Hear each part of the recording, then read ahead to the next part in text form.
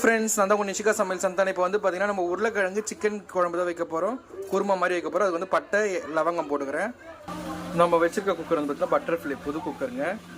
Chicken குழம்பு வந்து சோம்பு சேர்த்துக்கலாம். இப்போ வந்து வெங்காயம் சேர்த்துக்கலாம். அப்படியே கருவேப்பிலை சேர்த்துக்கலாம். நான் வந்து இஞ்சி தூள் சேர்த்துக்கிறேன். இப்போ வந்து தக்காளி சேர்த்துக்கலாம்.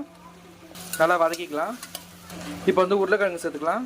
ஒரு ஸ்பூன் அரை ஸ்பூன் மிளகாத்தூள் சேர்த்துக்கலாம். வெறும் மிளகாத்தூள் 2 ஸ்பூன் வீட்டு கரம் மசாலா சேர்த்துக்கலாம். இப்போ வந்து சிக்கன் குழம்பு தூள் சேர்த்துக்கலாம். இப்போ வந்து சிக்கன் சேர்த்துக்கலாம். இருக்கிற சிக்கன்லாம் சேர்த்துக்கலாம். நான் 1/2 கிலோ சிக்கன். குழம்புக்கு தேவையான உப்பு சேர்த்துக்கலாம். இப்போ வந்து தேங்காய் சேர்த்துக்கலாம். இப்போ வந்து மிக்ஸி ஜார் கழுவி தண்ணி சேர்த்துக்கலாம். இப்போ உப்பு காரெல்லாம் பார்த்து குழம்பு எல்லாம் ரெடி பண்ணியாச்சு. இப்போ நம்ம மூடி வச்சு கரெக்டாக 2 விசில் இல்லை 3 விசில் விட்டுக்கலாம். நான் 2 விசில் தான் விட போகிறேன். இப்போ குக்கர் ஓப்பன் பண்ணி பார்க்கலாம் ஃப்ரெண்ட்ஸ். விசில் நல்லா அடங்கிடுச்சு.